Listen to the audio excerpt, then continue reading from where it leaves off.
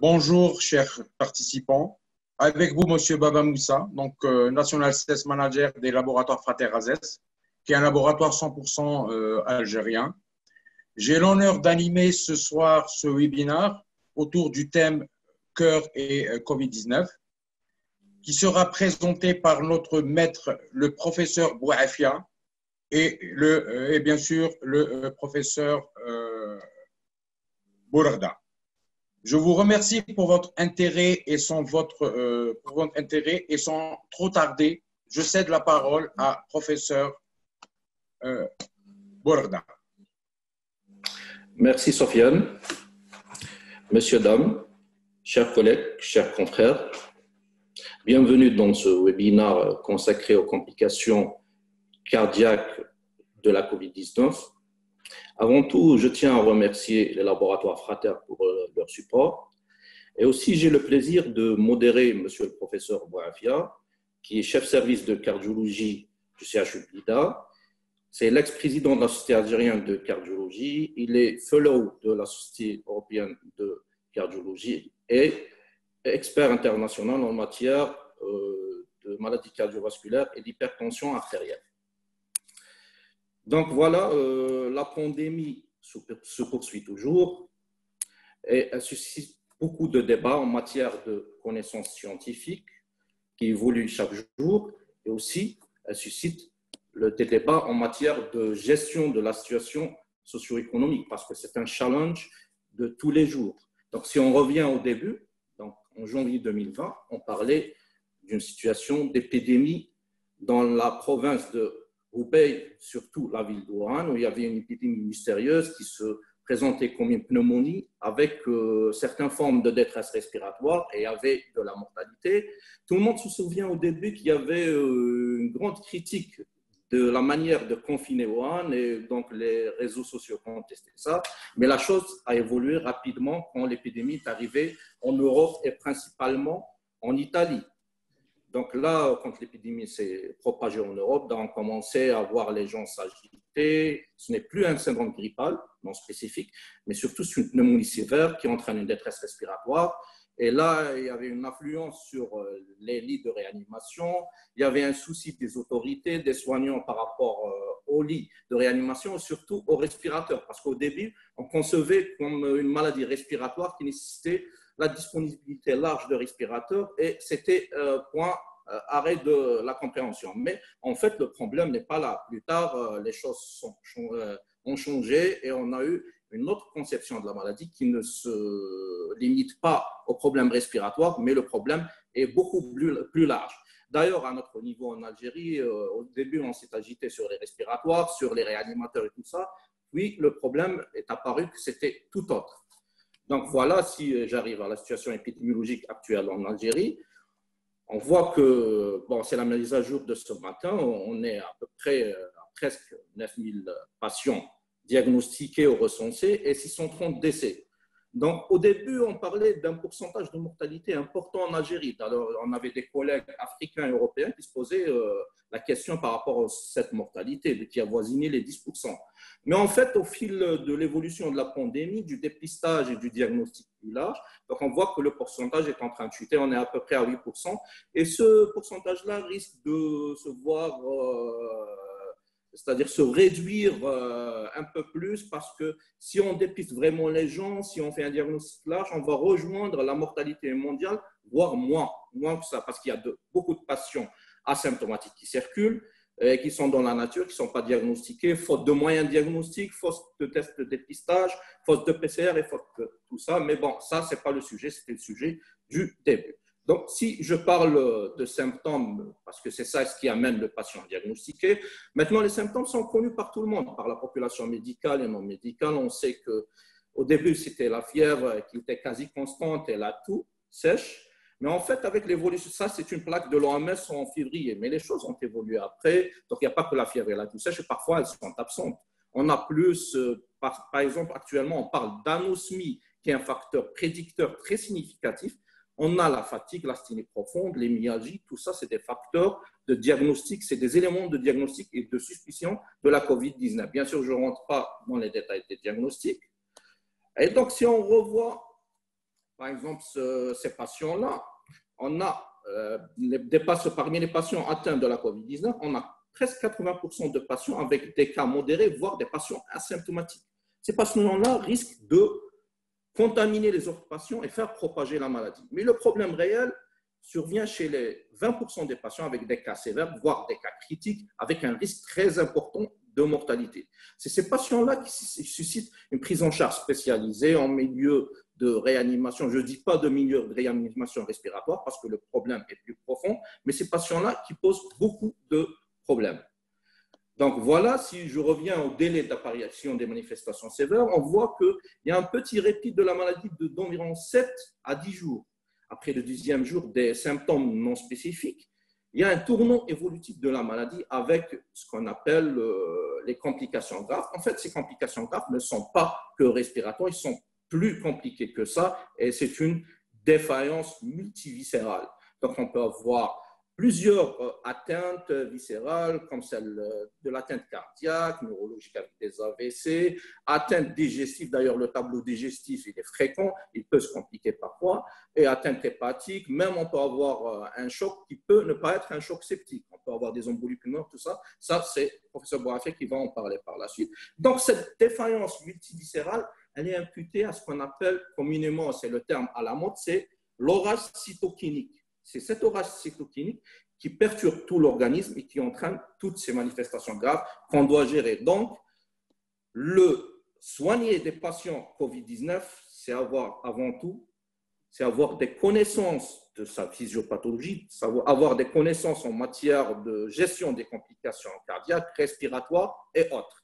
Donc, tout ça va être détaillé par monsieur le professeur Boafia, à qui je vais céder la parole. Entre-temps, je vous recommande d'utiliser l'icône questions-réponses qui est en haut pour poser vos questions. On va répondre après l'intervention du professeur Boafia.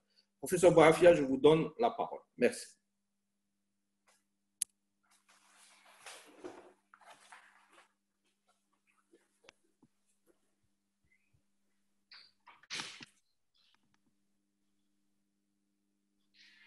Bien.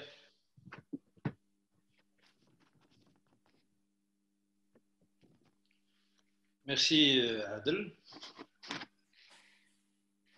Mesdames et messieurs, mes chers collègues, je suis très content de participer cet après-midi à ce webinaire organisé par le laboratoire Frater, que je remercie pour nous avoir donné enfin, vous comprendrez plus tard pourquoi je dis enfin l'opportunité de nous exprimer sur ce drame sanitaire. En effet, vous êtes tout à fait conscient que nous vivons ces dernières semaines une situation sanitaire exceptionnelle, conséquence de la pandémie Covid-19. En effet, depuis novembre 2000,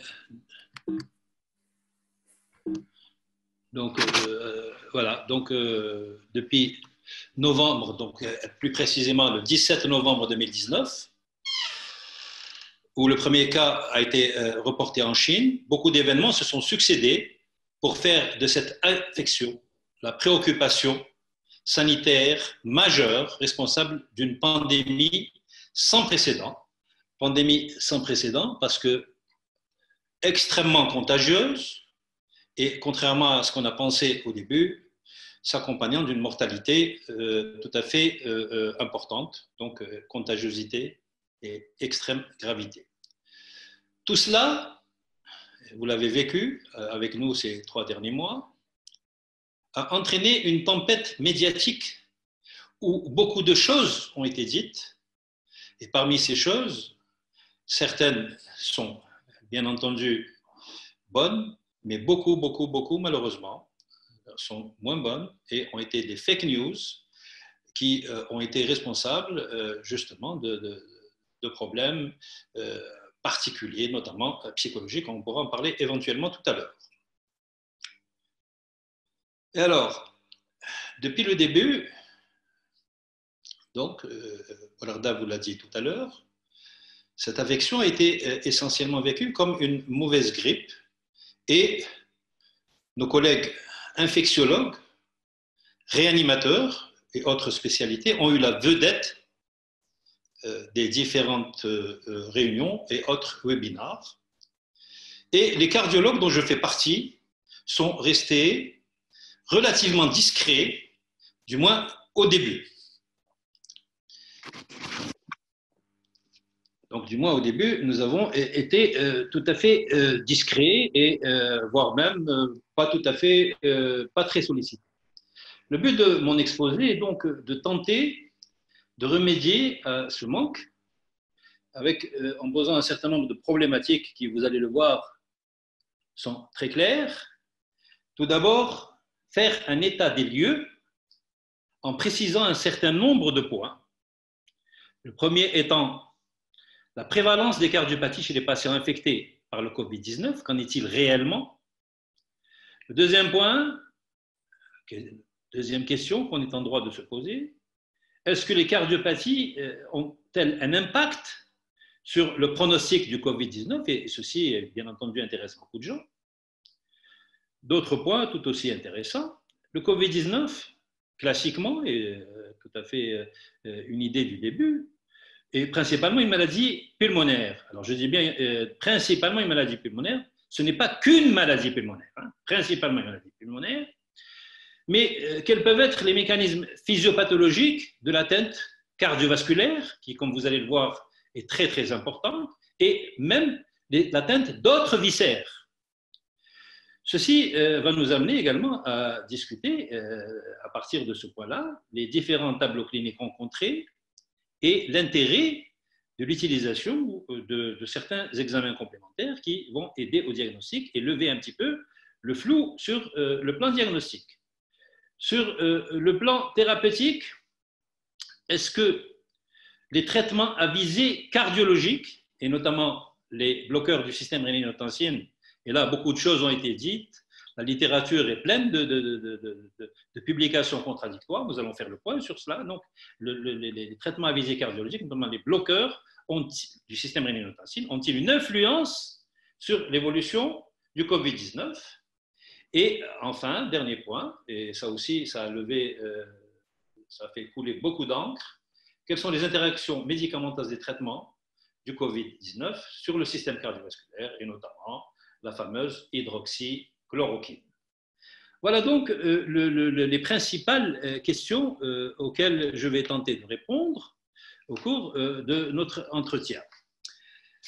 Et alors, je vais commencer tout d'abord par le premier point, donc la prévalence des cardiopathies, donc des antécédents cardiovasculaires chez les patients atteints de Covid-19. Les premières études, vous le savez, vous l'avez vécu sur toutes les revues et les différents webinars. Les premières études donc, épidémiologiques chinoises, publiées après l'épidémie asiatique, ont mis en évidence une association entre les comorbidités cardiovasculaires et la morbimortalité liée au Covid-19.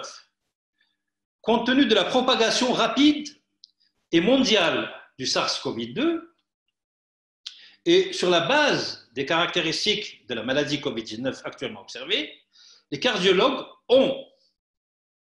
sont plutôt et resteront activement engagés dans la prise en charge de ces patients, et ceci pour les raisons que je vais vous donner. Tout d'abord, parce qu'une maladie cardiovasculaire préexistante peut prédisposer à une infection SARS-CoV-2. Les patients atteints de maladies cardiovasculaires, s'ils sont infectés, présentent un risque de forme grave et de complications. Enfin, les traitements proposés, comme nous allons en parler tout à l'heure, donc les traitements proposés pour traiter la COVID-19 peuvent avoir des effets secondaires sur le système cardiovasculaire. Les maladies cardiovasculaires, donc déjà décrites comme comorbidité fréquente chez les patients atteints des deux coronavirus ayant précédé le SARS-CoV-2, c'est-à-dire, comme vous le savez, le SARS-CoV et le MERS-CoV. Dans les cas de SARS-CoV-2, donc le responsable du Covid-19, ce dont nous parlons aujourd'hui, la prévalence du diabète et des maladies cardiovasculaires était, selon la plupart des études, de 11% donc, et de 11% pour le diabète et de 8% pour les maladies cardiovasculaires. La présence, c'est ça qui est important, la présence de l'une ou l'autre de ces comorbidités multiplie le risque de mortalité par 12. Et là, vous voyez sur cette plaque, donc, c'est une méta-analyse de 6 études portant sur 1527 patients, donc Covid-19.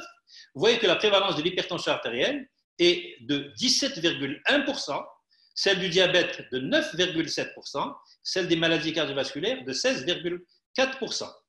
Alors, vous voyez donc que c'est relativement fréquent. Et si nous regardons donc,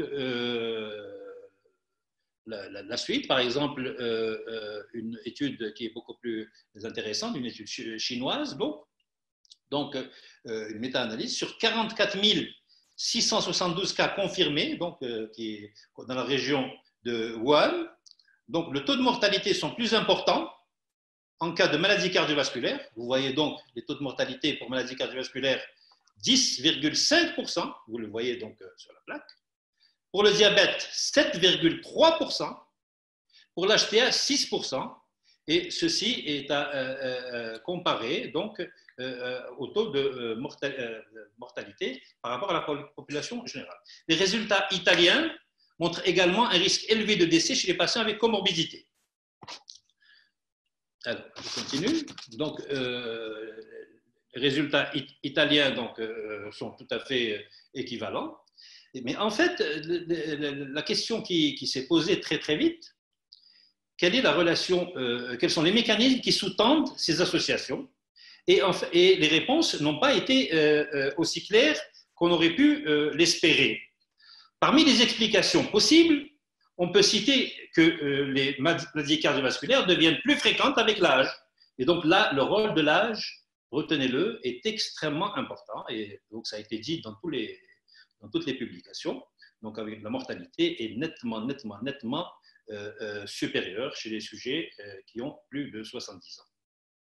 Donc l'âge est un facteur extrêmement important. Et donc c'est avec l'âge qu'il y a des maladies cardiovasculaires, que le système immunitaire fonctionnel devient affaibli avec des niveaux élevés d'ACE2. Nous en reparlerons tout à l'heure, vous verrez ce que c'est que l'ACE2. Donc, le niveau est très élevé d'ACE2. Donc, et le SARS-CoV-2 et les autres coronavirus, vous verrez qu'ils utilisent justement cette angioconvertase comme récepteur pour pénétrer dans la cellule infectée. Vous comprendrez plus tard, plus simplement. Alors, je ne vais pas tarder à le faire. Comment pénètre donc le coronavirus dans la cellule donc hôte? Vous voyez donc en haut schématisé donc le fameux virus ARN, le SARS-CoV, que ce soit SARS-CoV ou MERS-CoV ou SARS-CoV-2. Donc cette représentation étoilée, donc avec des spicules. Alors ces spicules-là donc vont pouvoir se lier après avoir été activées par la protéase transmembranaire à sérine, la TPM-BR-SS2, donc qui va activer l'attachement du virus. L'attachement à quoi? À cette fameuse angiotensine, donc angiotensine 2. Voilà, donc ACE2. Et cet ACE2, en fait, quand on parle d'enzymes de conversion, qu'on soit cardiologue ou même médecin, nous pensions uniquement à l'enzyme de conversion classique que nous connaissons, qui intervient dans un des plus gros systèmes de régulation de la pression artérielle, qui est le système rénine-angiotensine. Vous savez très bien que l'angiotensine, que nous avons appris classiquement tout simplement sous le terme d'angiotensine ni 1 ni 2, parce qu'on ignorait justement l'existence de cette 2. Donc l'angiotensine classique va pouvoir permettre donc la transformation de l'angiotensinogène en angiotensine 2, et je vous en reparlerai tout à l'heure, qui est donc une pièce maîtresse du système rénine-angiotensine. Alors donc cette fameuse angiotensine 2, donc cette fameuse plutôt enzyme de conversion de type 2 va servir donc de porte d'entrée du virus dans la cellule. Voilà, donc grâce à l'activation également par donc, une protéase transmembranaire. Et alors, cette enzyme de conversion de type 2, en fait, elle a été découverte vers les années 2000, donc ça fait à peu près une dizaine d'années, plutôt une vingtaine d'années qu'elle est connue, mais les infectiologues la connaissent bien, mais ils ont été relativement discrets et nous sommes restés dans notre ignorance en parlant d'enzymes de conversion tout court, donc celle qui permettait, comme vous pouvez le voir sur le schéma en bas à droite, donc celle qui permet donc la transformation de l'angiotensine l'angiotensine en angiotensine 2. Et cette angiotensine 2 donc, va pouvoir permettre quelque chose de tout à fait opposé, et elle va pouvoir produire, comme vous le voyez sur le schéma en bas à droite, elle va pouvoir permettre donc, de transformer l'angiotensine donc en angiotensine 1,9 ou en angiotensine 1,7.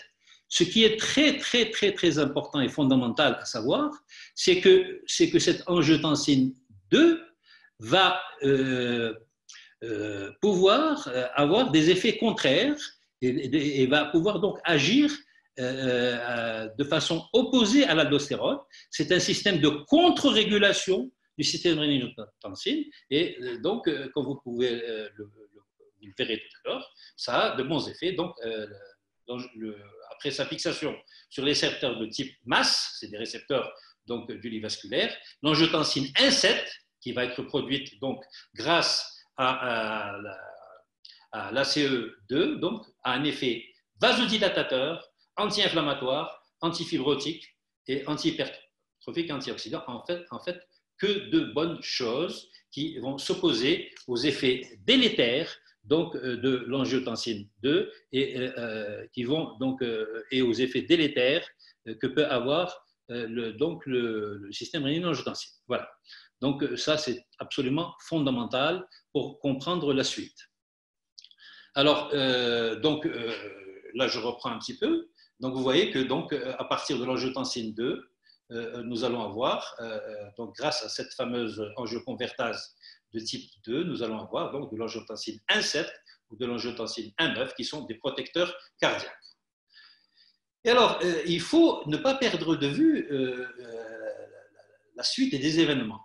À partir du moment où le virus utilise donc cette ACE2 pour pouvoir infecter, pour pouvoir pénétrer une cellule, plus vous avez donc de virus, plus de virus liés à cette ACE2, et moins vous aurez d'ACE2, et donc ça sera beaucoup moins bénéfique. Vous allez avoir une réduction de l'expression de l'ACE2 qui est en fait, comme je vais vous dire, qui est en fait des effets bénéfiques. Et cette réduction de l'expression de l'ACE2 va diminuer donc l'effet protecteur de l'axe ACE2, angiotensine 1,7, masse, récepteur, et une accumulation d'angiotensine 2. Je vous rappelle que l'angiotensine 2 est un des plus gros poisons de l'organisme. Je continue. Je vais de toute manière répéter. Alors, quelles sont maintenant les interactions, les principales interactions donc, entre le SARS-CoV-2 et le système cardiovasculaire? Alors, ces interactions donc, vont être de deux types. D'abord, des interactions directes. Alors, ces interactions directes, comme vous pouvez le voir sur la diapo, donc, sont liées aux réponses de l'organisme à l'inflammation systémique, donc à la décharge des cytokines, qui, comme vous le savez, se fait vers le 6e et le 8e jour. C'est pour ça que souvent la gravité est retardée. C'est ce fameux orage cytokinique dont on parle, avec au premier plan de ces cytokines l'interleukine 6 et tous ces choses-là. Donc, à la liaison entre le virus et les cellules, exprimant certains récepteurs, dont celui de l'enzyme de conversion de l'angiotensin 2.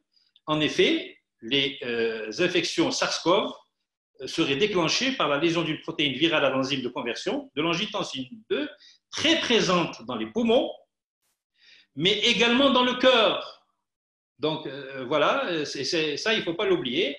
C'est une maladie pulmonaire, bien sûr, mais elle va pouvoir toucher, elle va pouvoir être systémique très très vite, vu la disponibilité de cette fameuse angioconvertase, non seulement dans le poumon, mais aussi dans le cœur et dans l'endothélium vasculaire, dans les myocytes.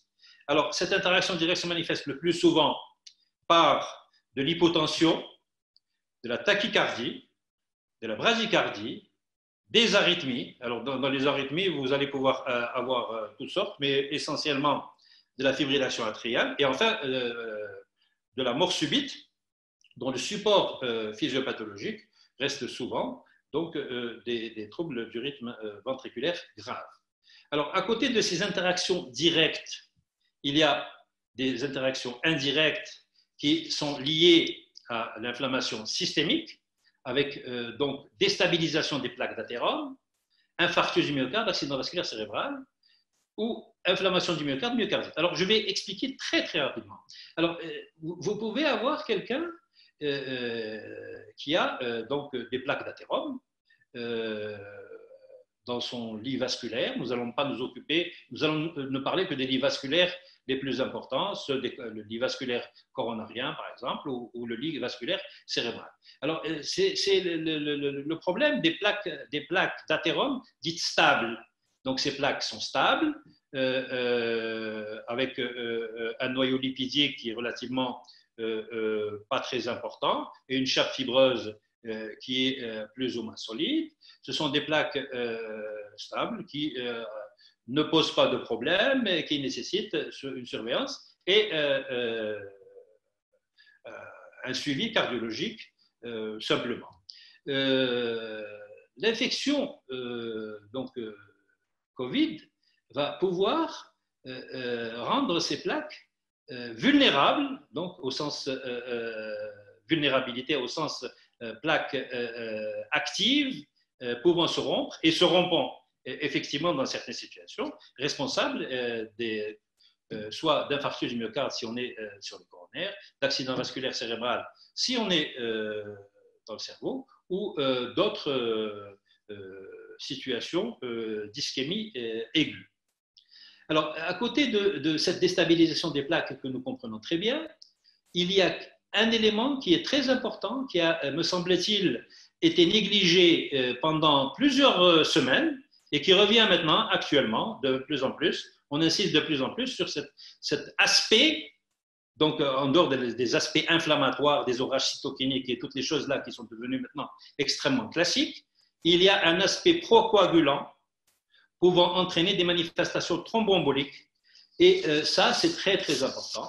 Et les études autopsiques, dont je ne sais pas si Bourda vous en a parlé tout à l'heure, mais enfin, les études autopsiques, les dernières études autopsiques faites en Italie, prouvent que beaucoup de décès, justement, taxés d'autres mécanismes sont dus en fait à quoi? À des complications thromboemboliques. Et ces complications thromboemboliques vont pouvoir avoir beaucoup de manifestations, que ce soit des manifestations thromboemboliques veineuses ou carrément de l'embolie pulmonaire. Nous en reparlerons tout à l'heure. Et alors, finalement, nous partons d'une maladie que l'on croyait être presque exclusivement respiratoire. Donc, on nous a pendant de nombreuses semaines parlé d'une mauvaise grippe pour aller vers plutôt une affection multisystémique avec des manifestations cardiovasculaires qui peuvent être au premier plan. Alors, ces manifestations cardiovasculaires sont nombreuses et vous pouvez toutes les voir sur ce schéma qui a l'avantage d'être le plus complet possible. Alors, vous avez donc, si vous regardez un petit peu à gauche, vous allez voir un petit peu comment que le SARS-CoV donc, pénètre. Il pénètre par endocytose. Comment donc ce SARS-CoV va pénétrer la cellule. En général, c'est une pénétration par voie respiratoire. Et à partir de là, il va pouvoir s'étendre. Alors, avec évidemment, comme vous voyez au milieu, donc l'inflammation, l'orage cytokinique. Et cet orage cytokinique qui va pouvoir être responsable de manifestations donc cardiovasculaires, directes ou indirectes, comme je vous l'ai expliqué. Mais qu'en est-il réellement sur le plan clinique? Vous voyez très bien sur le truc tout à fait, sur le schéma tout à fait à gauche, que la toxicité de l'atteinte myocardique peut être directe, comme vous le voyez sur l'extrême gauche, donc via le récepteur de l'enzyme de conversion de l'angiotensin 2, donc la CE2, que les cardiomyocytes, comme les cellules alvéolaires, donc, expriment de manière importante. Donc, voilà, donc ça explique que le SARS-CoV peut causer une lésion myocardique dépendante de la CE2. Donc, cette action peut être directe et peut aboutir donc à des dommages myocardiques très très importants que l'on authentifiera, je vous en parlerai tout à l'heure, donc par dosage des troponines. Et cette toxicité directe, cette lésion myocardique aiguë, donc peut être authentifiée par le dosage des troponines et peut être responsable d'arythmies graves. L'atteinte myocardique peut être au contraire peut se faire par donc atteinte de la circulation coronaire et donc par infarctus, que ce soit un infarctus de type 1 classique, donc comme je vous l'ai dit tout à l'heure, par rupture d'une plaque d'athérosclérose et donc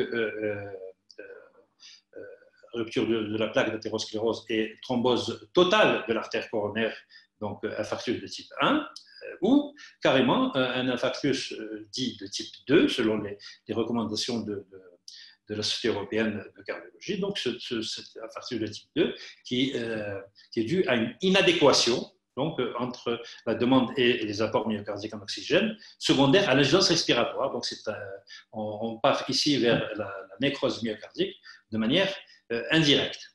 Il y a également d'autres choses que je peux vous dire. Donc, la myocardite classique ou fulminante, donc ceci aussi par action, que ce soit par donc la myocardite ici ne se fait pas par l'action directe, donc par la CE2, elle se fait de manière indirecte et là aussi donc authentifiée par le dosage des troponines. J'en profite pour vous dire que les troponines peuvent être augmentées dans beaucoup de situations, notamment dans l'insuffisance rénale chronique ou dans le sepsis, et que compte tenu de la fréquence et de la nature non spécifique de l'élévation de la troponine chez les patients affectés par le Covid-19, la Société européenne de cardiologie conseille aux cliniciens de mesurer la troponine uniquement si le diagnostic d'infarctus aigu ou de myocardite est suspecté. L'élévation de la troponine et du BNP doivent être interprétées dans ce contexte avec prudence et doivent tenir compte donc de l'infection avec les données cliniques et les autres techniques d'imagerie. Voilà, grosso modo, ce qui peut donc arriver au cœur. Je continue. Alors, finalement, donc, vous voyez que l'atteintes cardiovasculaires associées au Covid-19 ne sont pas rares, elles sont nombreuses et d'expression multiples et elles peuvent fausser totalement le diagnostic et compliquer et rendre inopérante beaucoup d'attitudes thérapeutiques, les facteurs de risque étant bien connu dans cette atmosphère inflammatoire, d'orage immunologique, de désordre métabolique, d'hypercoagulabilité, etc. Voilà, je continue. Alors, le Covid-19 fait souffrir le myocarde, c'est une chose, et ça vous l'avez très bien compris. Tout à l'heure, je vous l'ai dit, donc de manière directe ou indirecte. Alors, vous allez avoir donc des taux de troponine qui vont être élevés chez de nombreux patients, et ces taux de troponine sont tout à fait corrélés à la gravité, donc, et ils sont significativement beaucoup plus élevés chez les patients qui sont admis donc, dans les services de réanimation. Et pourquoi ces troponines vont-elles être augmentées?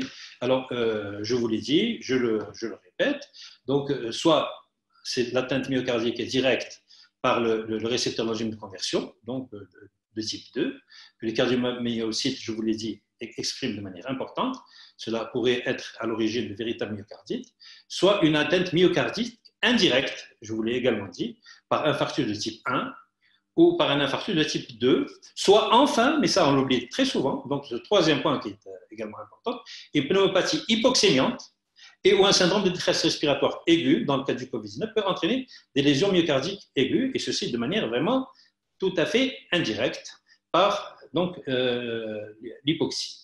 Je ne vais pas m'attarder, je continue, je laisse évidemment beaucoup d'espace pour les éventuelles questions. Alors, ça aussi, je vous l'ai dit, l'élévation des troponines n'étant pas spécifique à cette atteinte, l'ESC suggère de mesurer les troponines uniquement si le diagnostic d'infarctus de type 1 est envisagé sur le plan clinique ou en cas de dysfonctionnement du ventricule gauche. Alors, voilà, donc, comment se comporter dans les différentes situations cardiologiques. Alors, il y a une chose que l'on remarque d'emblée, et d'ailleurs, il y a eu une conférence qui a été faite il y a à peu près un mois, qui m'a beaucoup plu, dont le titre était « Mais où sont passés les syndromes coronariens ?» Et c'est une constatation que nous avons eue nous-mêmes dans le service, ici, à Blida, où nous sommes parmi les services qui prennent en charge le plus, un des plus grands nombres donc, de syndromes coronariens du pays. Et effectivement, depuis cette crise Covid-19, nous ne voyons que très peu de coronariens. Nous n'en voyons presque pas. Et on pourra en discuter des raisons tout à l'heure. En fait,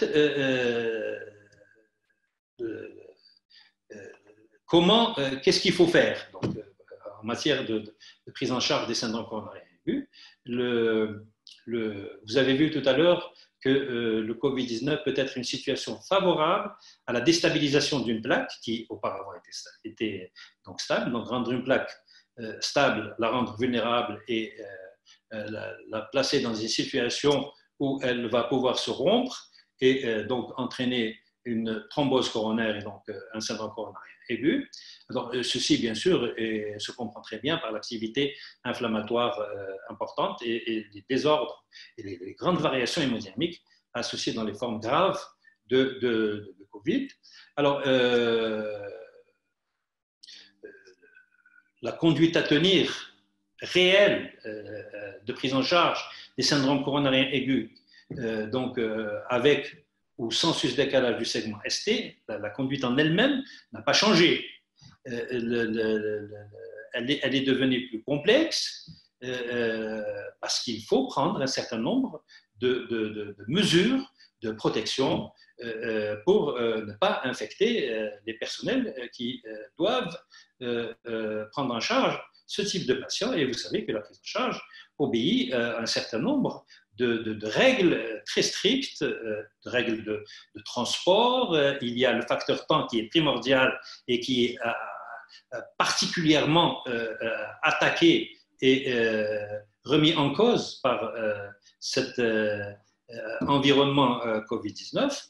Il ne faut pas perdre de vue que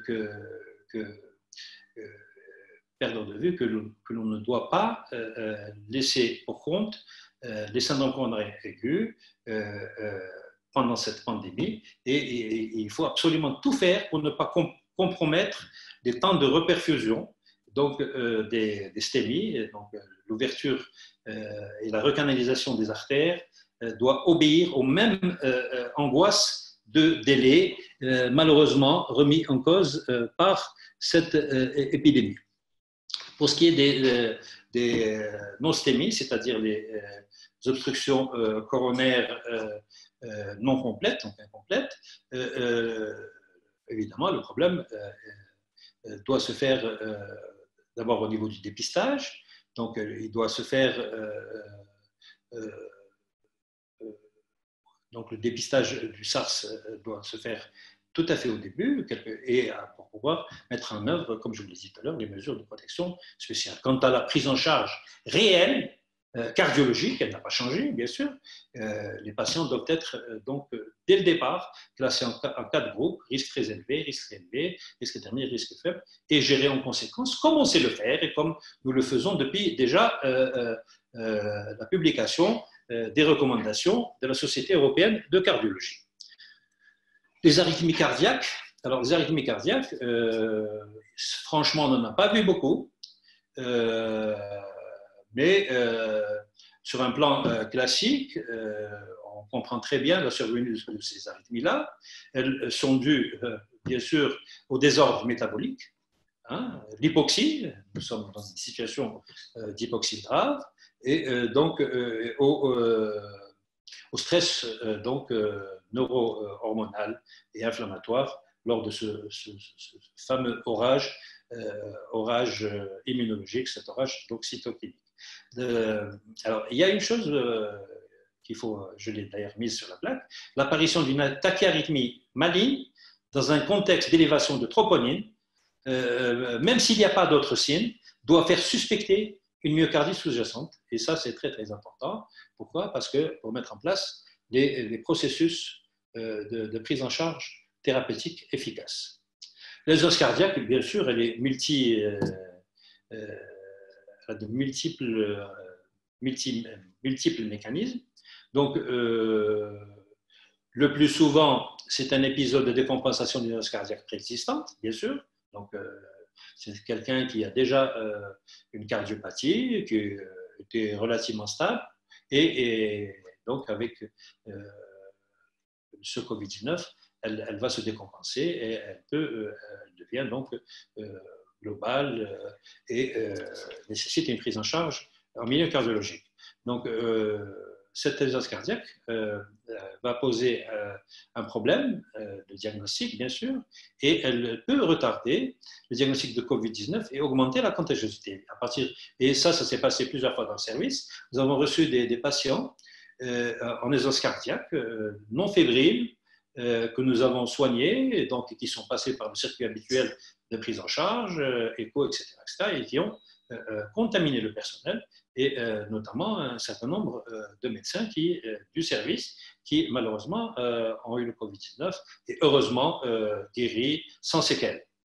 Alors là, dans cette urgence cardiaque, il y a plein de choses à dire, mais d'abord, il faut savoir que le pronostic est véritablement très, très, très, très réservé et que l'urgence cardiaque s'accompagne d'une mortalité très, très importante. Et là, l'intérêt donc, du scanner bien fait, et malheureusement, ces derniers temps, nous avons vécu une période où les différents confrères, radiologues et autres sont obnubilés, bien sûr, par cette pandémie et oublient de voir autre chose que, j'allais dire, l'aspect de verre dépoli au niveau des poumons. Enfin, il faut absolument que les gens soient sensibilisés à la lecture correcte des scanners pour déceler donc ces urgences cardiaques débutantes. Et bien entendu, quand on arrive à l'échographie cardiaque et au dosage du peptide natriurétique, le diagnostic devient beaucoup plus simple. Alors, je vous ai dit tout à l'heure que dans ce Covid-19, maladie, nous a-t-on dit au départ, essentiellement respiratoire, mais on s'est rendu compte avec le temps que ce n'était pas que respiratoire, bien sûr, mais avec plein d'autres localisations, notamment donc, cardiologiques, mais aussi thromboemboliques, et thromboemboliques artérielles, et thromboemboliques veineux. Alors, évidemment, dans la maladie thromboembolique veineuse, plusieurs facteurs sont incriminés. D'abord, l'immobilisation prolongée. Vous savez très bien que les patients sont immobilisés, qu'ils sont dans un état inflammatoire, donc patent, et qu'ils ont, je vous l'avais dit tout à l'heure, une hypercoagulabilité et des problèmes donc, au niveau de leur microcirculation avec de la dysfonction endothéliale. Ceci sont tous les éléments favorisants qui vont donc entraîner et favoriser ces maladies thromboemboliques. Alors, autre chose de très important à mon sens aussi.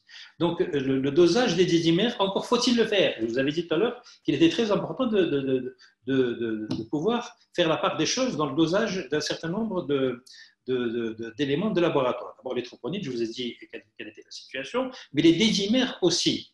Pourquoi ? Parce que, d'abord, on a remarqué que les dédimères étaient corrélés à une mortalité intra-hospitalière élevée. Mais pourquoi ? Tout simplement parce que énormément de patients, et on ne sait pas encore quelle en est la part exacte, les travaux sont en train de se faire, les Italiens en ont donné un aperçu, énormément de patients font des embolies pulmonaires, et ce sont les embolies pulmonaires qui les tuent, et ces embolies pulmonaires prennent souvent, dans cette atmosphère de grande urgence, prennent le masque d'un syndrome de détresse respiratoire aiguë, et notamment dans les premières semaines de la prise en charge de ces malades, donc ont été malheureusement trop rapidement, et sur le vu de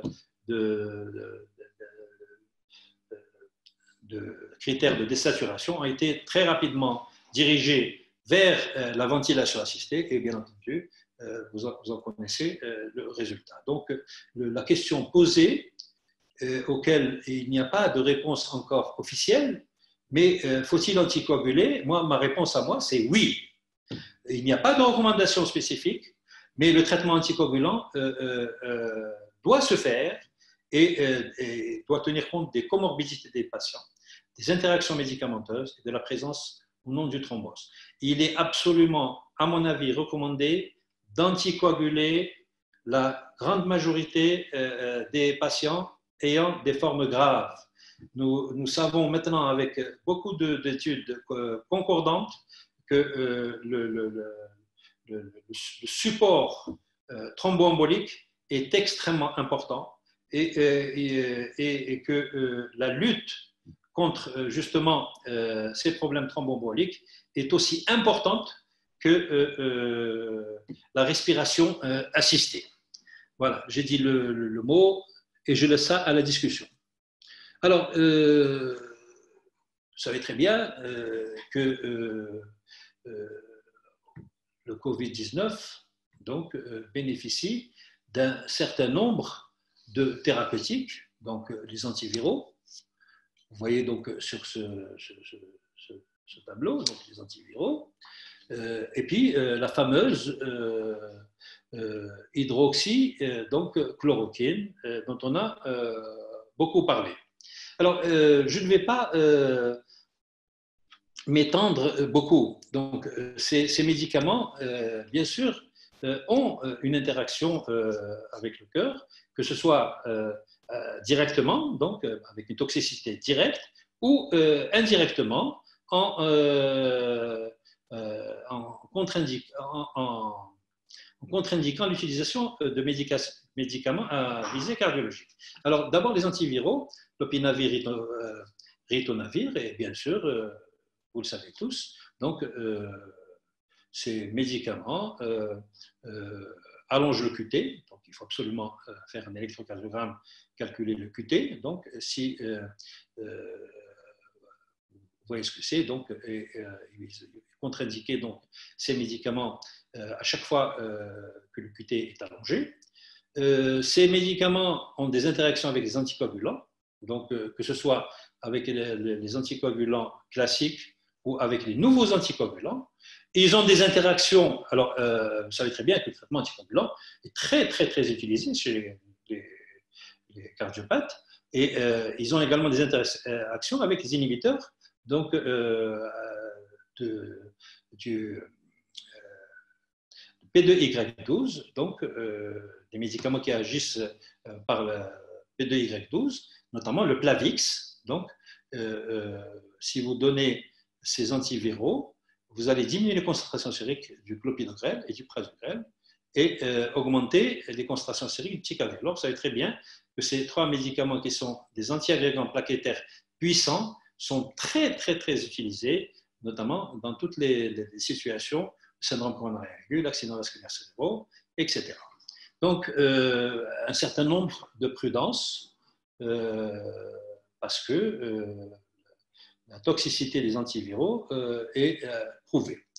Alors, on passe directement à la tempête médiatique actuelle, donc la fameuse hydroxychloroquine. Vous le savez très bien, donc, sur le plan de son mode d'action. Elle a un mode d'action qui est proche donc, de celui de la quinidine qui est un antiarythmique, et donc de la classe 1 de Vaughan-Williams. Donc, c'est ce qu'on appelle un quinidine-like. Alors, si vous la donnez à des doses importantes, vous allez avoir un aplatissement de montée, donc avec un allongement de l'intervalle QT, et des troubles du rythme et de la conduction graves sont observés quand vous, bien sûr, vous donnez des grosses doses. Évidemment, l'association à bêta-bloquant doit être prudente.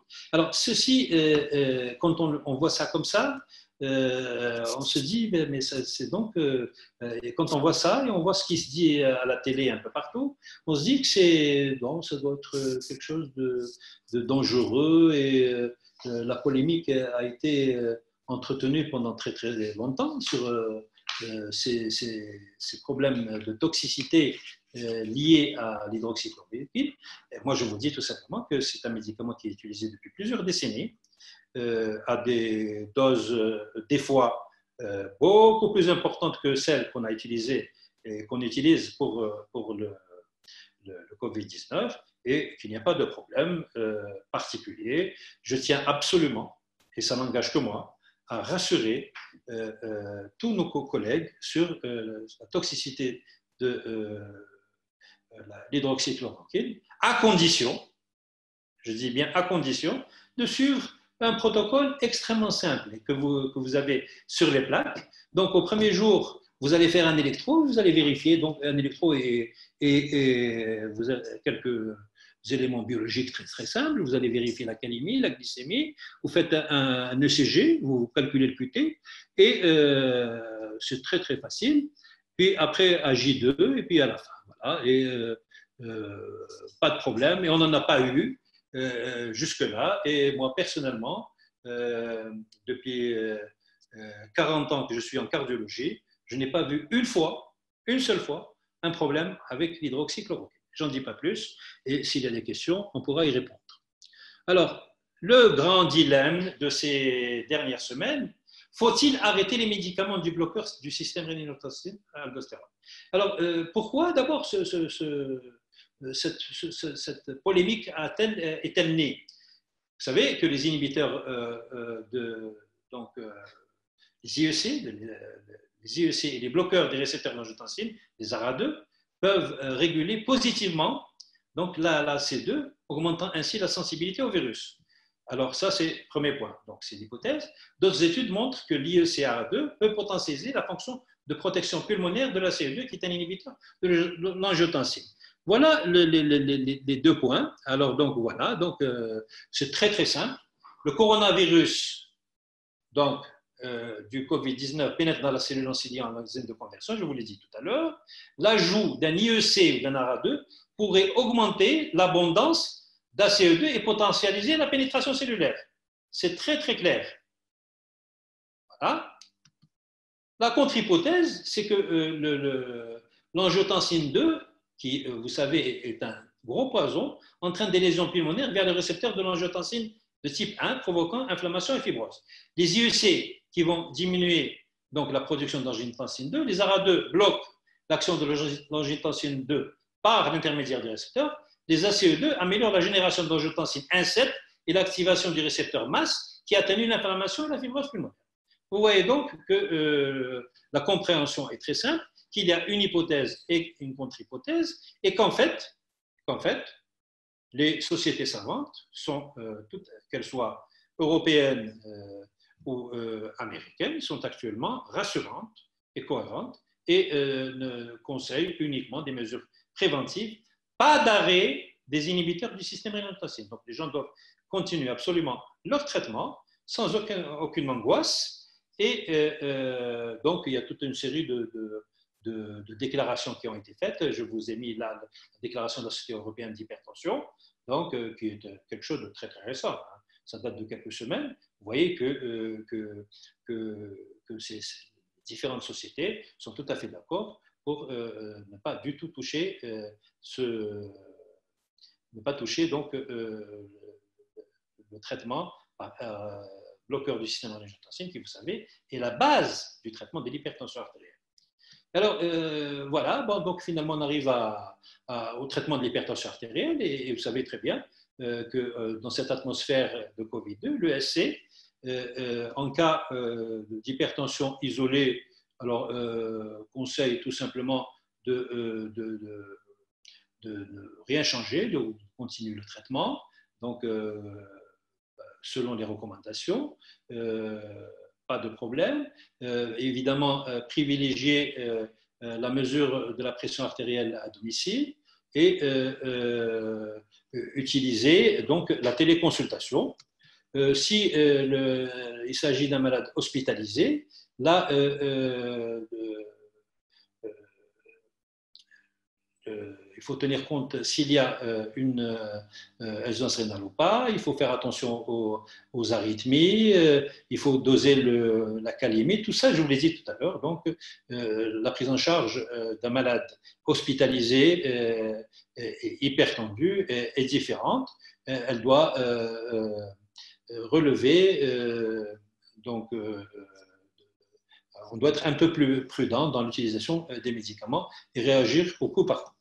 Alors, bien sûr, quelles peuvent être les précautions à prendre pour le personnel soignant? Il y a un certain nombre de recommandations qui ont été émises, donc que ce soit dans le triage, donc avec bien sûr donc, une priorité accordée aux patients infectés,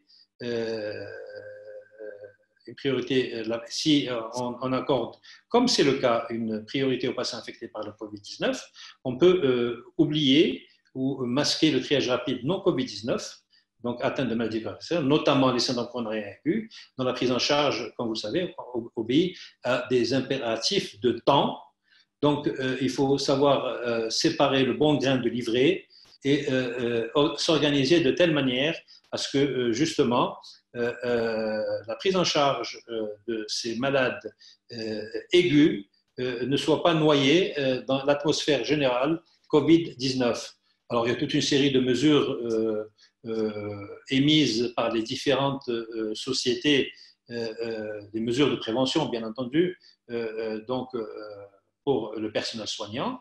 N'oubliez pas que beaucoup d'actes en cardiologie peuvent être source de contamination, notamment dans l'imagerie, l'ETT, donc l'échographie transœsophagienne, qui est très, très infectante, et bien sûr, l'activité en bloc opératoire, l'activité d'angioplastie coronaire.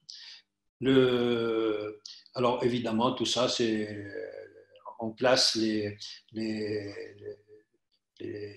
différents examens avec leur risque de contagiosité et les mesures qui doivent être prises. Tout ceci doit être très clair dans les services de cardiologie et affichée de manière à ce qu'il n'y ait pas d'erreur et que le problème de contagiosité soit résolu au plus vite, de même que l'utilisation des masques validés, notamment donc, des masques FFP2 et les face shields en cas, donc FFP2 plus face shield quand on fait une ETT.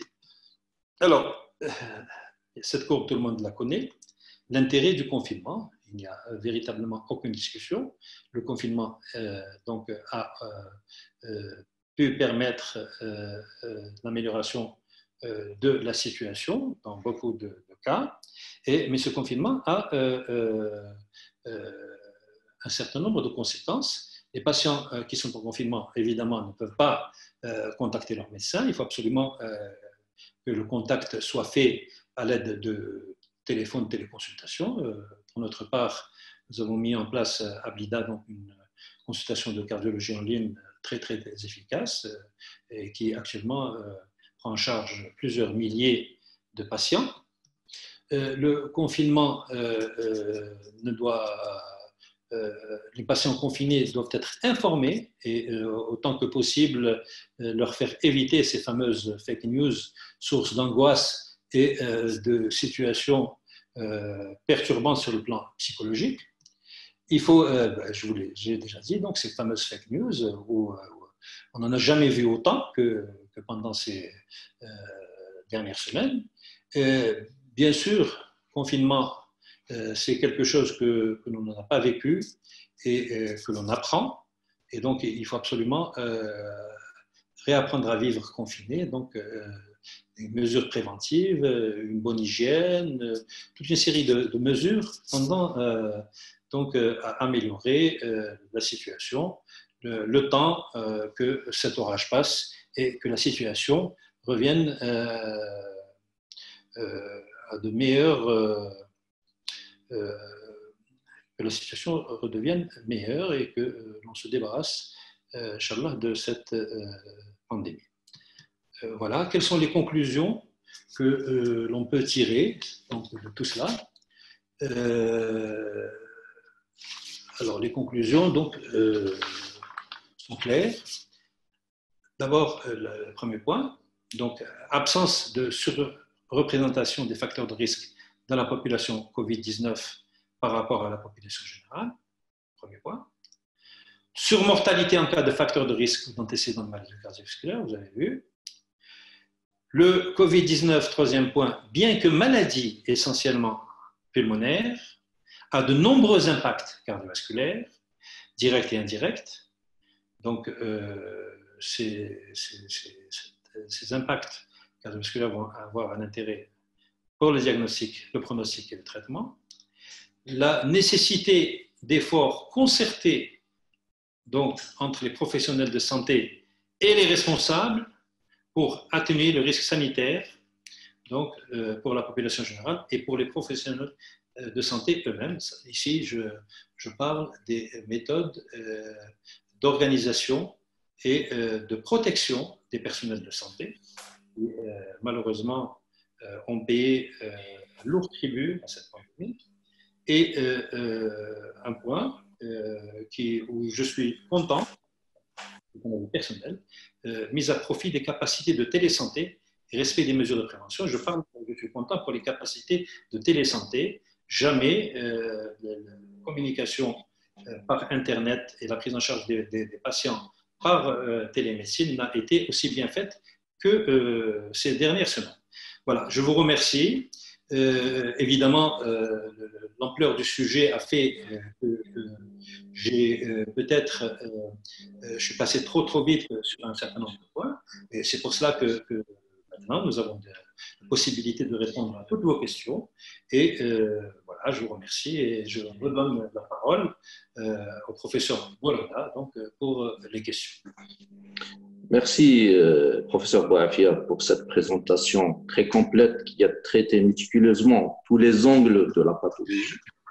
Donc voilà, on a quelques questions. Je vais essayer de sélectionner les questions sur lesquelles peut-être les gens se posent encore problèmes ou des petits type and trips. Donc voilà, on a une question. L'action et l'effet des ANS sur la décharge cytokinique entre G6 et G8. Donc il y a une question qui parle de l'intérêt des ANS. En fait, je ne sais pas, je vais essayer de répondre moi-même sur cette question. Actuellement, il y a des protocoles pas d'ANS, mais de corticoïdes pour prendre en charge cette déférence multiviscérale. Il y a des schémas, il y a des protocoles pour réduire cet orage cytokinique. Mais ce n'est pas les ANS, c'est les corticoïdes. Pour la deuxième question, donc les chiffres de mortalité des patients présentant des pathologies cardiaques, essentiellement l'hypertension artérielle en Algérie. Je ne sais pas si M. Bouafia voudrait répondre ou je vais répondre moi-même. Oui. Alors, si j'ai bien compris, la question posée, c'est est-ce que les hypertendus, est-ce que l'hypertension artérielle est un facteur de risque de mortalité? C'est bien ça? Oui, oui, en Algérie. Et en Algérie. Très bien. Très bien. Alors, je vais répondre. Et cette question m'a déjà été posée il y a quelques semaines quand j'ai fait le webinaire hypertension artérielle et Covid-19. Vous savez, quand vous regardez les chiffres de manière crue, vous voyez donc les statistiques chinoises, voire même italiennes, et que vous voyez crûment hypertension artérielle, vous allez vous rendre compte qu'effectivement, l'hypertension artérielle, dans une première approche, paraît être un facteur de risque dont il faut tenir compte, un facteur de risque de surmortalité ou de surgravité d'une manière générale. D'accord? Alors, en fait, quand on a analysé et quand on a refait les études statistiques, on s'est rendu compte que l'hypertension artérielle n'est pas un facteur de risque isolé ou unique de mortalité. C'est ce qui ressort comme facteur de risque très important, c'est l'âge. En sachant que les sujets âgés, des sujets notamment de plus de 70 ans, sont à 80% hypertendus. L'hypertension en elle-même n'est pas un facteur de risque de mortalité. Voilà, c'est clair, net et précis. Maintenant, l'hypertension artérielle étant rencontrée chez des gens qui sont le plus souvent très âgés, là, devient, en raison de l'âge, et vous savez, les sujets qui ont plus de 70 ans sont à 80% ou même plus hypertendus, ils ont également, et je vous l'ai dit tout à l'heure, ils ont également des défaillances au niveau du système immunitaire, une activité procoagulante déréglée, etc., etc., etc. Mais l'hypertension isolée en elle-même n'est pas un facteur de risque. Les choses sont très claires là-dessus. Merci, professeur Bouafia, pour cette réponse claire, précise. Donc, une autre question. Est-ce que les patients présentant cette COVID-19 avec une pathologie cardiovasculaire et traités déjà mis sous aspirine, sont-ils protégés des complications lors de la maladie, c'est-à-dire de la COVID-19? Je me permets de répondre, professeur Bouafia. Donc, voilà, en aucun cas, l'aspirine n'a été associée à une surprotection de ces patients-là. Et pour le traitement thromboembolique, ce qui est recommandé, c'est le traitement anticoagulant. Donc, pour la prévention des événements thromboemboliques, c'est le traitement anticoagulant. Donc, l'aspirine reste indiquée dans la pathologie cardiovasculaire, il n'y a pas de changement. On a vu qu'il y a certaines interactions avec certains antiviraux, mais ça ne donne pas une surprotection pour ces patients-là. Je pense que ma réponse était claire. Oui, la réponse est claire. L'aspirine reste indiquée, elle ne pose pas de problème. Maintenant, même si vous donnez des antiviraux, je ne parle pas de chloroquine, hein, si vous donnez des antiviraux, l'aspirine n'est pas métabolisée par le cytochrome P2Y12. Donc, l'interaction des antiviraux avec les antiagrégants plaquettaires se fait par le cytochrome, comme je vous l'ai dit tout à l'heure, P2Y12, et ça ne sont concernés que le prasugrel, le clopidogrel et accessoirement le ticagrelor. L'aspirine ne pose aucun problème. L'aspirine ne pose aucun problème. Maintenant, le traitement anticoagulant. Moi, s'il y a un aspect discutable et au niveau de ce type de conférence, c'était justement cette piste thromboembolique et l'utilisation ou non du traitement anticoagulant. Je ne parle pas du tout d'antiagrégants plaquettaires dont l'indication reste indiscutable par l'affection elle-même. Hein? Si vous avez, vous savez, si vous avez une plaque d'athérome vulnérable ou même stable, vous donnez quand même un antiagrégant plaquettaire ou même une double antiagrégation plaquettaire, des fois, dans le but de prévenir cette fameuse thrombose coronaire ou cérébrale, etc., etc. Ces choses-là, vous les connaissez très bien. Maintenant, l'indication du traitement anticoagulant. Il n'y a absolument actuellement rien de clair là-dessus. Mais j'ai l'impression, en lisant les différentes publications de ces derniers jours, j'ai l'impression qu'on s'y dirige allègrement et doucement. Nous voyons de plus en plus, au niveau des différentes communications, le terme thromboembolique remplacer ventilation mécanique. Je ne sais pas si vous comprenez la nuance. On est en train d'aller vers d'autres pistes. D'autres pistes. Et moi, je dis que tenant compte évidemment du terrain, des comorbidités, etc., ne serait-il pas intéressant, tout au moins dans ces formes dites graves, de mettre les gens sous un traitement anticoagulant efficace. Et quand je dis efficace, je ne parle pas de dose préventive, je parle de dose curative. Je ne sais pas quel est ton avis, Ali. Bien sûr. Oui, je me permets de rebondir. Donc, la prescription d'anticoagulants surtout chez les patients hospitalisés en réanimation, il n'y a pas de discussion. Donc ça, c'est une indication. D'ailleurs, les sociétés savantes commencent à émettre des papiers, mais pas de recommandation. Là, c'est une indication d'anticoagulation efficace. C'est-à-dire, on peut citer un exemple, d'enoxaparine 2 fois par jour ou autre, ou héparine avec un TCA cible efficace. Maintenant, chez les patients à bas risque thromboembolique, par exemple les patients polysymptomatiques qui sont à traiter à titre externe, déjà il y a indication à des doses préventives, par exemple d'enoxaparine à 0,4. Donc l'anticoagulation prend de l'ampleur et fait partie, c'est-à-dire elle commence à constituer une pierre angulaire du traitement de la COVID-19.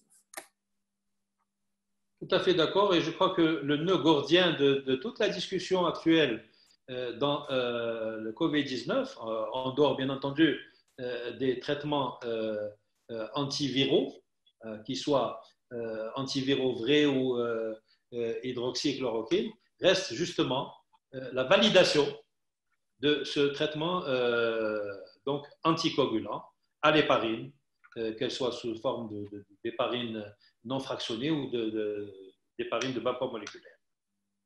Voilà. Très bien. D'autres questions? Une autre question d'un autre type, là, ça concernerait la chloroquine cette fois-ci. Donc, il y a quelqu'un qui pose la question sur l'association bêta-bloquant et d'antivitaminique à Saint-Tran. Je pense que la réponse a été donnée lors de la présentation du professeur Bouafia. Donc, et pour les antivitaminiques, il faut surveiller le traitement. Il y a une interaction. Maintenant, pour les bêta-bloquants, je pense que l'interaction de la chloroquine, elle fait interaction avec les antiarythmiques de classe 1A, par exemple avec la flécaïne ou autre. Pour les bêta-bloquants, je ne sais pas si le professeur Bouafia est d'accord, il n'y a pas de contre-indication absolue à l'associer. Il faut juste surveiller l'intervalle QT chez le patient. Il faut que la prescription de chloroquine obéisse à un protocole de surveillance bien déterminé. D'accord? Donc, il n'y a pas de contre-indication absolue avec l'association bêta-bloquant. Tout à fait d'accord. Je n'ai absolument rien à ajouter. Il n'y a pas de. D'accord. Une autre question. Comme je vous l'ai dit, est un kinésienne-like, donc qui peut être rapproché des antiarythmiques de classe 1 de la classification de Vaughan et Williams et qui ne pose pas de problème particulier d'association avec les bêta-bloquants, sauf que, et je vous ai dit, il y a un protocole à suivre, un protocole. N'oubliez pas que c'est primum non nocere, il ne faut pas nuire, donc, et ça ne coûte absolument rien de faire des électros répétés au premier ou deuxième jour et à la fin du traitement, surveiller ces malades-là, tout simplement. Surveiller le QT. Et le QT, pour surveiller le QT, il ne faut pas des cardiologues. Hein. N'importe quel médecin, voire même, j'allais dire infirmier, peut apprendre à surveiller le QT. Il y a même maintenant des logiciels qui ont été développés sur les smartphones où ça devient véritablement un jeu d'enfant de surveiller le QT d'un patient. Il est clair que quand on fait un électrocardiogramme au départ et que l'on est dans une situation de QT long, que ce soit pour un problème congénital ou autre, il faut être extrêmement prudent et éviter. Et les problèmes qu'il y a eu sont survenus justement sur des gens qui n'ont pas été contrôlés. Voilà, moi je vous ai dit, ça fait 40 ans que je fais de la cardiologie, je n'ai pas vu une fois un problème dû à l'hydroxychloroquine. Et vous savez très bien que le plaquenil est utilisé dans les maladies systémiques depuis déjà des décennies et des décennies, sans parler de la fameuse Nivaquine qu'on donnait aux gens quand ils allaient dans les pays à risque. Et je ne vois pas pourquoi, pendant toutes ces années-là, où nous avons utilisé ces produits sans grand dommage, que maintenant on s'excite à parler de torsade de pointe, de ceci, de cela. Je ne sais pas. Moi, je pense que c'est une tempête médiatique injustifiée et que de toute manière, en médecine, il faut d'abord être extrêmement prudent et si on suit les recommandations, qu'on fait un électro-départ, qu'on calcule le QT, etc., il n'y a aucun problème. Voilà. Merci.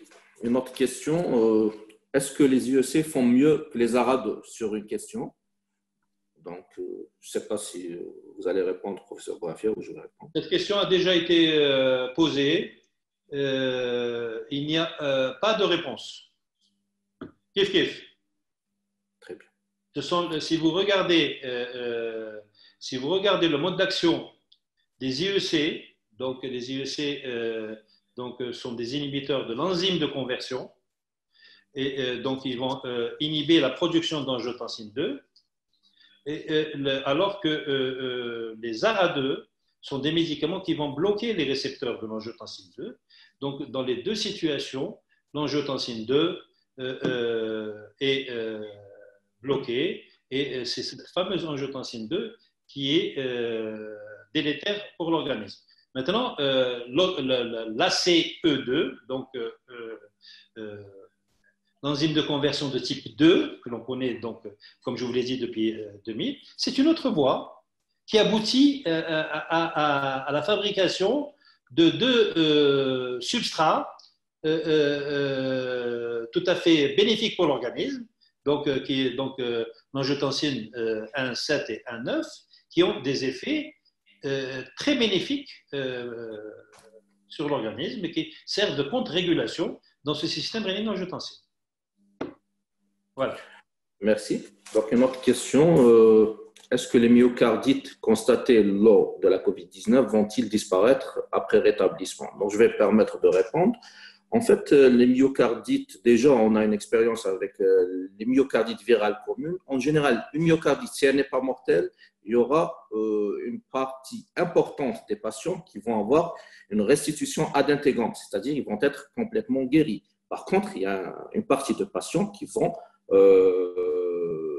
c'est-à-dire évoluer vers la cardiomyopathie dilatée et les os cardiaques qui vont être traités durant toute la vie. Maintenant, pour la COVID-19, on n'a pas encore de recul pour parler de l'évolution de certains patients. On a vu des myocardites déjà rétablis, on a eu des myocardites à COVID au niveau du service qui sont rétablis par la suite. Et même on commençait à avoir des myocardites déjà au mois de janvier au niveau du service. On a eu une vingtaine de myocardites chez les jeunes. Malheureusement, pour l'instant, on n'a pas le pouvoir de retester ces patients-là.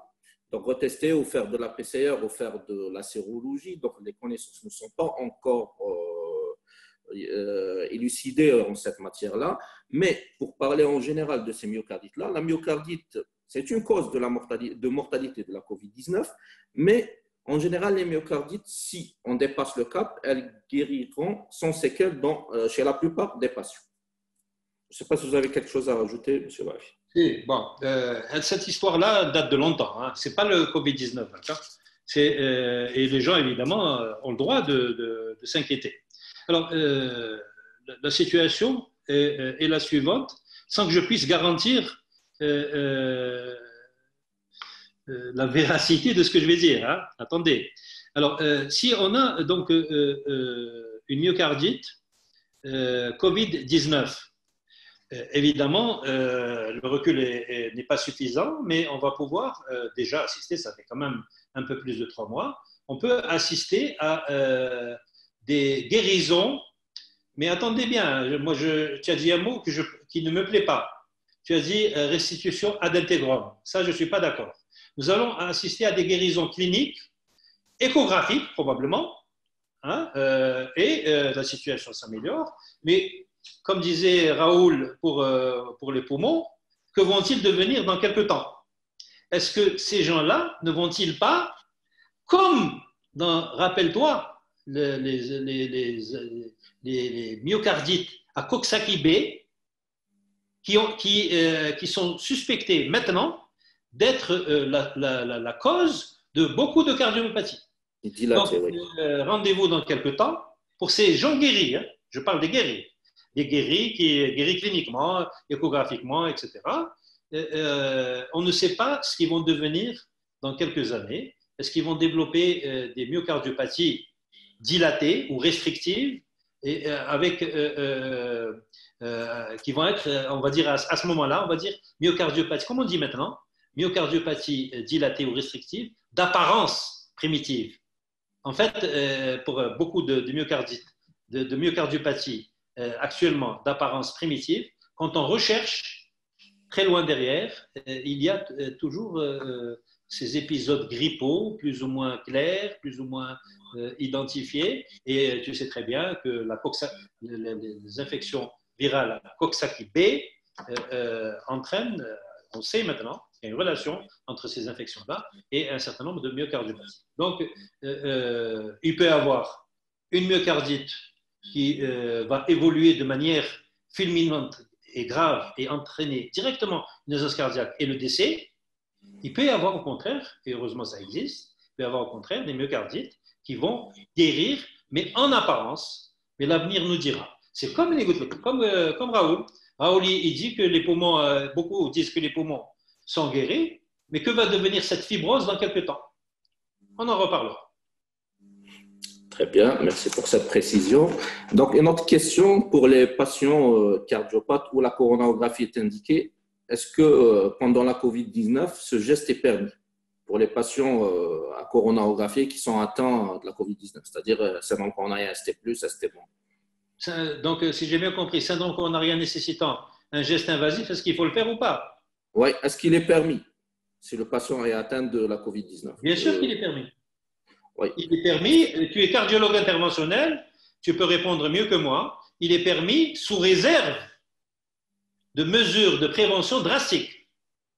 Donc, je vais justement… Et toi, étant cardiologue interventionnel, tu es plus en mesure que moi d'apporter les précisions.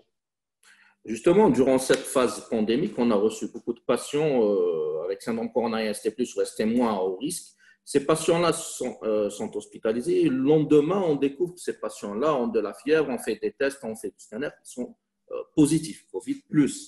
Et donc, ces patients-là, ce diagnostic-là n'empêchait pas la prise en charge de ces patients-là. D'ailleurs, la prise en charge commence déjà au niveau de l'unité de soins intensifs où on a consacré une chambre d'isolement pour ces patients qui sont admis, donc ils sont mis à part. Et maintenant, quand ces patients-là sont conduits en salle de cathétérisme pour cette coronarographie, le patient, déjà, on met un masque pour le patient et le personnel est bien protégé avec des masques FFP2, avec des face shields et tout ça. Le patient est coronarographie, le coronarographié, la procédure est faite. Si nécessite une angioplastie, on l'a fait, on dilate le patient.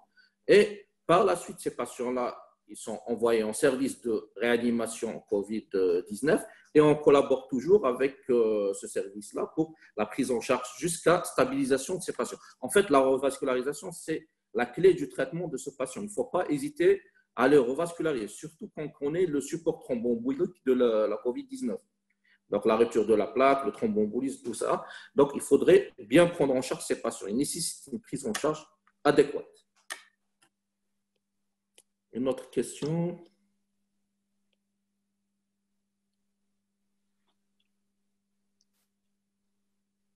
Est-ce que la chloroquine, est-ce que vous avez beaucoup de torsades de pointe chez les patients traités par la chloroquine?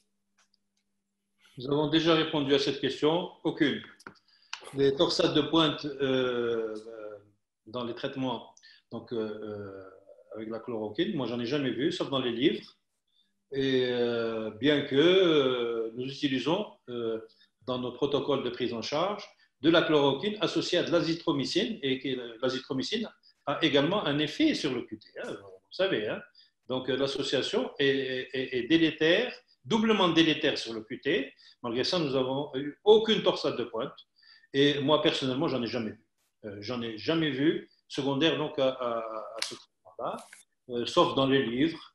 Et encore, il a fallu qu'il y ait cette épidémie pour qu'on aille chercher dans les livres des cas isolés de torsade de pointe. Mais si on regarde les observations de manière plus précise, on se rend compte que c'était des sujets qui n'ont pas été contrôlés au départ et qui avaient des facteurs de risque des facteurs de risque d'arythmie tels que les extrasystoles, etc., etc. Donc voilà, je réponds de manière très claire. Très bien. Donc, une dernière question, parce que là, on est pris par le temps. Il y a beaucoup de questions. J'ai essayé de filtrer les questions les plus pertinentes parce que certaines questions se répètent. Donc, je suis désolé si je n'ai pas sélectionné d'autres réponses. Donc, une dernière question. Pour les hypertendus nouvellement diagnostiqués, quel serait le meilleur traitement en cette période? Alors, ça, c'est une question qui m'a déjà été posée. C'est une très bonne question. Hypertendu nouvellement diagnostiqué, quel serait le meilleur traitement? Ben, écoutez, je vais être très clair et je pense que c'est l'avis de la Société européenne d'hypertension artérielle et de cardiologie. On doit suivre les recommandations. Ça veut dire quoi?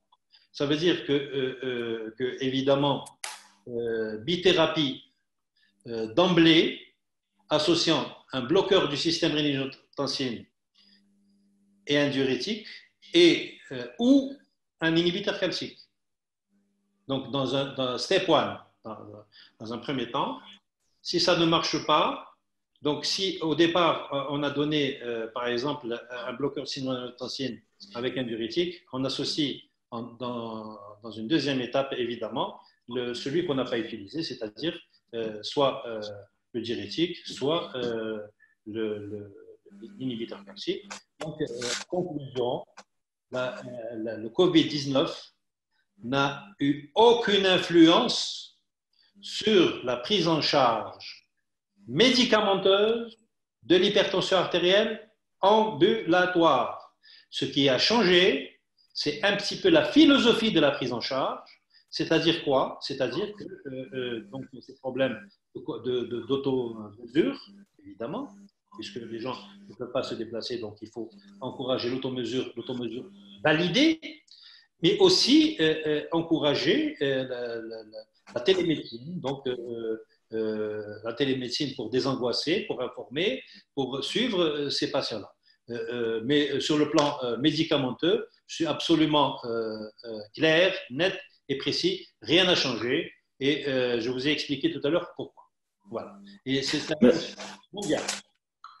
Ce n'est pas l'Algérie, l'UFC, ou là, c'est même les États-Unis, c'est le même type de prise en charge. Voilà. Il y a certaines personnes qui ont proposé le remplacement, au moment de la polémique sur les bloqueurs du système angiotensine, qui ont proposé le remplacement des bloqueurs du système angiotensine par, tu le sais très bien, par les inhibiteurs calciques au départ. Mais bon, très vite, ça a été abandonné et c'est une position qui a été détruite. Donc, on reste tout à fait classique dans la prise en charge de l'hypertension artérielle. Et j'ai fait avec d'autres collègues un webinaire complet où nous avons débattu de ces problèmes-là en long, en large et en travers. Nous avons répondu à toutes les questions possibles et imaginables. Merci, professeur Bouafia, pour ces interventions très claires, pour vos réponses. Donc voilà, on vient à la fin de ce webinaire. Merci pour la patience de l'assistance. Vous avez été nombreux à nous suivre, à assister. Merci beaucoup. Je remercie aussi les laboratoires Frater et à une autre occasion, je vous dis au revoir. Merci tout le monde. Merci. Sofiane, à vous la parole. Merci. Merci beaucoup pour cette excellente expertise. Donc, je remercie l'honorable assistance de leur fidélité et je tiens à remercier vivement notre cher maître, professeur Bouafia, qui a toujours répondu présent pour animer les événements scientifiques. Ainsi, je tiens à remercier professeur Borda d'avoir accepté de modérer ce webinaire. Donc, merci beaucoup et au revoir. Merci. Merci. Au revoir.